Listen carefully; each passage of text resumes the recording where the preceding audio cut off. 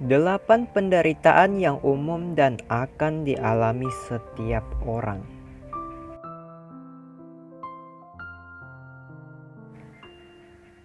Manusia lahir dalam dunia ini akan mengalami berbagai macam penderitaan dan kebahagiaan.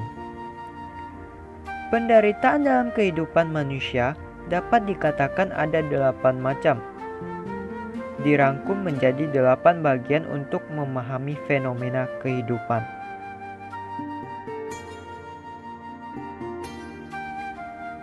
Dengan mengenal 8 macam penderitaan manusia, membuat kita lebih bijak dalam menghadapi fenomena kehidupan manusia yang penuh ketidakkekalan dan penderitaan.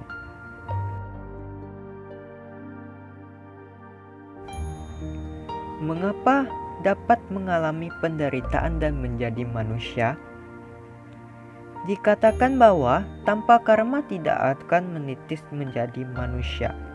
Maka dari itu, ada orang yang mengatakan datang ke dunia ini untuk membayar hutang karma. Juga dikatakan tanpa ikrar tidak akan menitis menjadi manusia. Jadi, datang ke dunia ini juga bukan hanya untuk membayar hutang karma, tetapi juga memiliki misi untuk menyelesaikan ikrar yang semula. Ikrar semula adalah ikrar bodhisatwa yang setiap orang memiliki bibit kebudaan dalam dirinya. Hati yang welas asih dan berkebajikan adalah hati yang semula. Apalagi terlahir sebagai manusia sangat tidak mudah, maka harus menghargai kesempatan terlahir sebagai manusia dengan baik melakukan kebajikan. 8 penderitaan manusia yaitu 1. Lahir.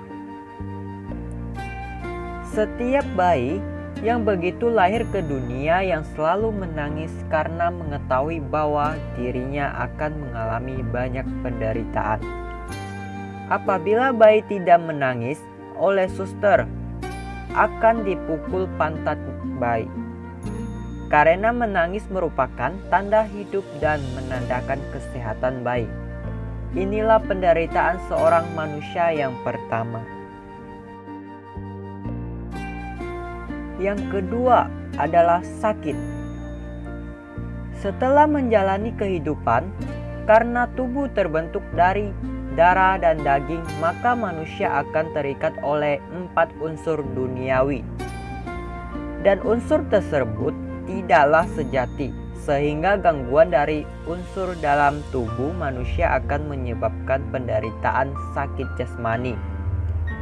Belum lagi penyakit yang berasal dari karma, yang sering kali tidak ada obat penawarnya.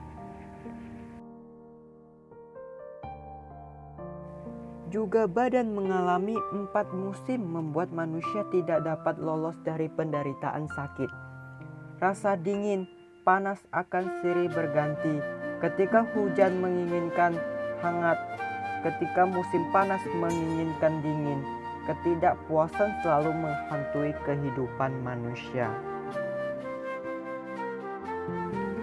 Yang ketiga adalah tua. Waktu terus silih berganti. Berlalu tidak terasa sekarang telah tua. Untuk makan susah, mau bergerak susah. Untuk tidur badan juga terasa sakit semua. Maka harus dijaga. Apabila tidak sesuai, akan menyebabkan sakit karena badan sudah mengalami fungsi organ tubuh telah menurun. Yang keempat adalah mati. Hingga pada akhirnya manusia tutup usia. Mati juga menderita. Unsur dalam tubuh mulai berpisah, membuat raut wajah menjadi ketakutan, dingin dan menghitam. Saat kematian, memori menjadi meningkat.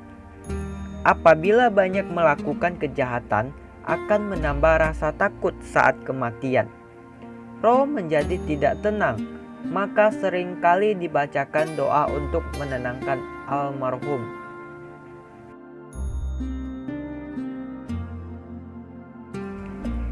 Yang kelima adalah berkumpul dengan orang yang kita benci.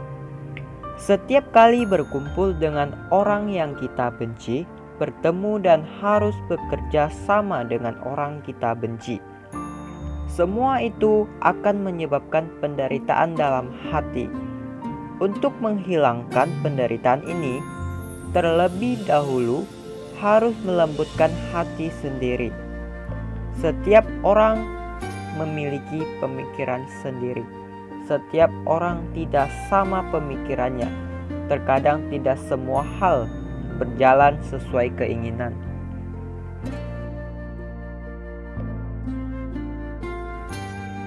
Yang keenam adalah keinginan yang tidak tercapai. Hati manusia selalu mengejar apa yang ada di luar. Saat kecil menginginkan prestasi, kemudian masuk masyarakat menginginkan pekerja yang layak, gaji yang tidak cukup, ingin gaji yang tinggi. Saat usia cukup dewasa, mencari pasangan untuk dinikahi, demi menghidupi keluarga sibuk setiap saat mencari nafkah. Setiap buka mata dan tutup mata adalah realitas kehidupan. Demi kehidupan selalu punya banyak keinginan. Keinginan tidak tercapai, maka akan memohon dan memohon. Memohon ke tempat ibadah, berdoa dan memohon. Memohon yang terbaik adalah memohon ke dalam hati kita. Manusia adalah makhluk yang sempurna.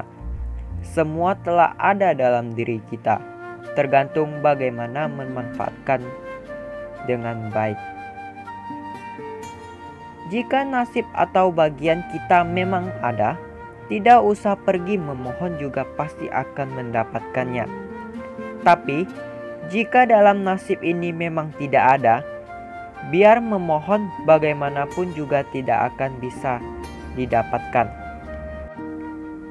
Nasib terbentuk oleh karma dari perbuatan sendiri. Nasib dibentuk dan dapat diubah oleh diri sendiri. Yang ketujuh adalah berpisah dengan orang yang kita cintai. Setiap orang tidak akan rela untuk berpisah dengan orang yang dicintai. Tetapi walau bagaimanapun juga akan terpisah. Kalau tidak ada perpisahan, maka selamanya kita tetap jadi anak kecil.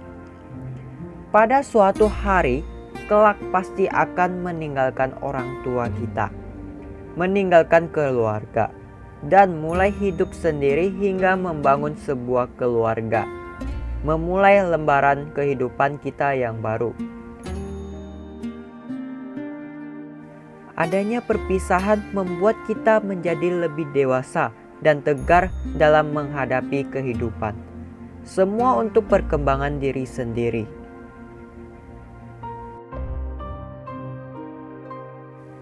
Yang kedelapan adalah penderitaan dari Pancaskanda.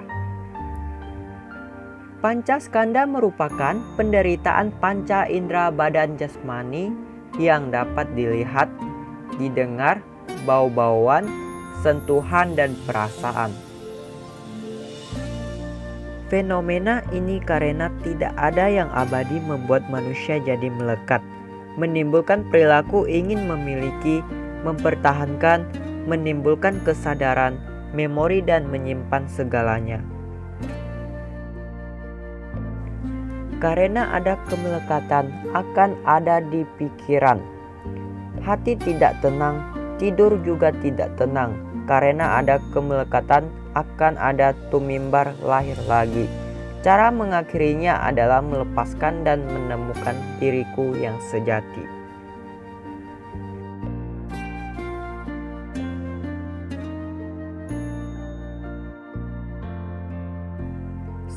bermanfaat buat kita semua.